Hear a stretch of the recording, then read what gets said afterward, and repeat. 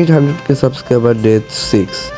ঈদের দিনই আমরা ছিলাম আমার দাদার বাড়ি। ঈদের পরের দিনই রাত 10টা বাজে আমাদেরকে এসে পড়তে হলো মামার বাড়ি। আসার পেছনেও কিছু কারণ আছে, কষ্টে ভরা জীবন। একদিন এই পৃথিবী থেকে সবাইকে চলে যেতে হবে।